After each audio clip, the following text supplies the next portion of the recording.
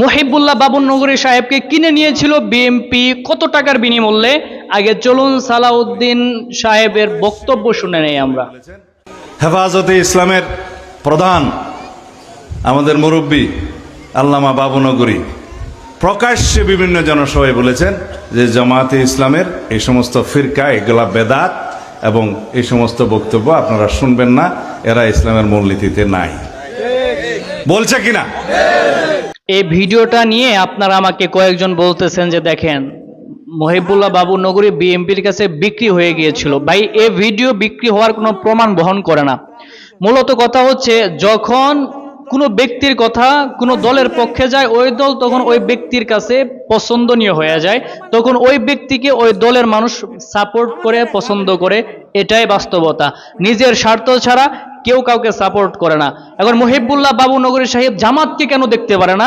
একটা video clip আমি আপনাদেরকে দেখাই, চলুন।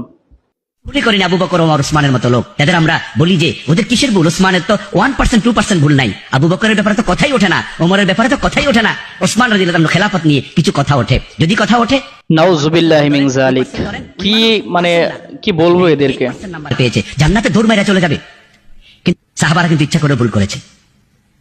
এটাই তো পার্থক্য। ওই জন্য তো আমরা বলি সাহাবারা মেয়ার হক নয়, কারণ তারা নিষ্পাপ নয়। আসলে জামাতকে মানে সাপোর্ট না করার একটা বড় কারণ হচ্ছে, জামাতের অধিকাংশ ওলামাই কেরাম যারা সাহাবাই কেরামকে মিয়ারে হক, সত্যের মাপকাঠি মানে না। অথচ এই সাহাবাই কেরামের উপর আমার আল্লাহ খুশি হয়ে আয়াত নাজিল করে বলেন, রাদিয়াল্লাহু আনহুম ওয়া রাদু আন, নবী আপনার সকল সাহাবীদের উপরে আমি আল্লাহ খুশি, আপনার প্রত্যেকটা সাহাবী জান্নাতে যাবে। যেই জান্নাতের সার্টিফিকেট ওয়ালা সাহাবী, তাদেরকে নিয়ে যারা সমালোচনা করে, আহলে হক দেওবন্দিরা কখনো তাদেরকে সাপোর্ট করতে পারে না। এটা দেওবন্দীদের একটা ধারণা।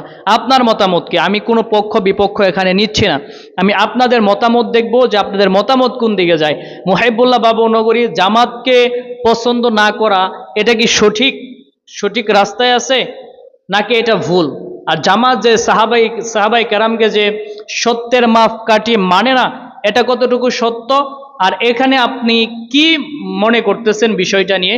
সবগুলো কমেন্ট বক্সে কমেন্ট করবেন ইনশাআল্লাহ তাআলা।